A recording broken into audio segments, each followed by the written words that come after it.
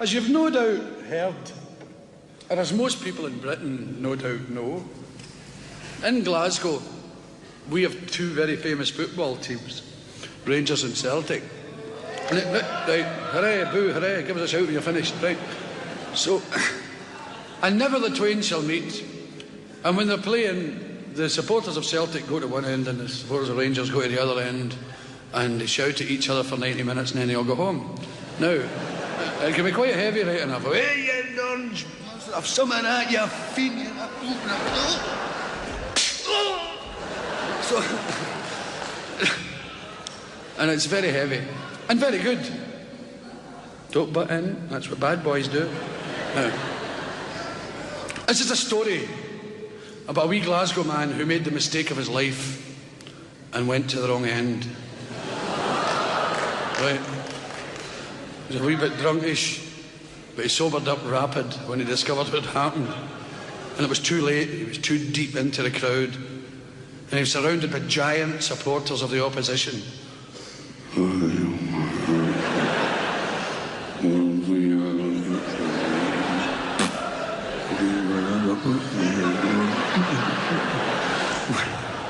They're all growling round him. They'd never been that close to one before. So that's the scene. And he's standing there. Nice day for it, eh? So, and his team scored 2 goals. He went, oh, Jesus Christ.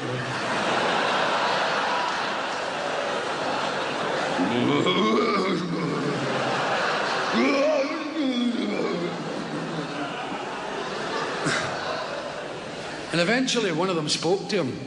Hey! What is it? Go and get me a Bovril! For some obscure reason, Scotsmen drink Bovril at football matches and at no other time in their lives. Go and get me a Bovril! He said, aye, okay. You'll run away, wouldn't you? Take off one of your shoes. So he takes off his shoes, he's right, go. And he limps away for the Bovril. He comes back and says, there's your Bovril. He says, duh, here's a shoe. And there was a big jobby in it.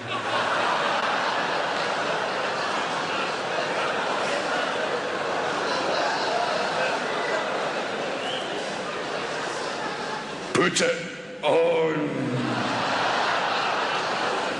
Oh, Christ almighty.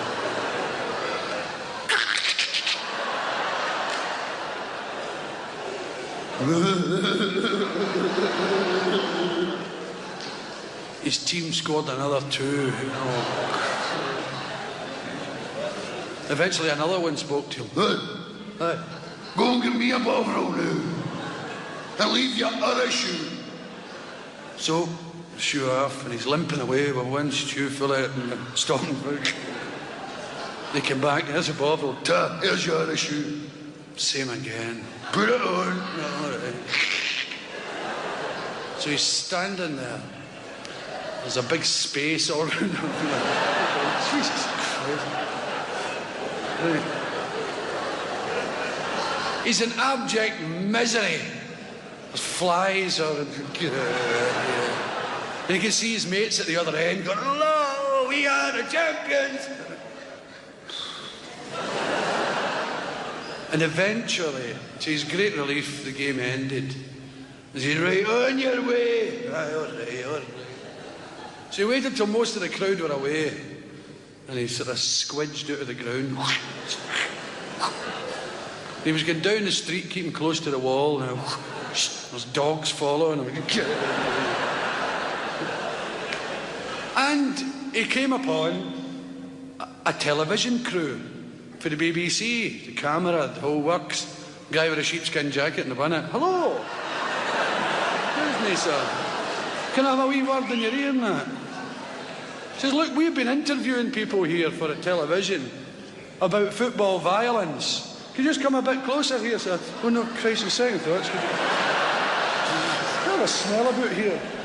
I got something in my shoe. No, I've got something, monsieur. Okay. We've been talking about football violence to a lot of the supporters. Have you anything to say to the viewers about it? Any original points of view? He says, you're bloody right I have. He says, give us that Macquarie phone. Right. And he stares the camera straight in the eye.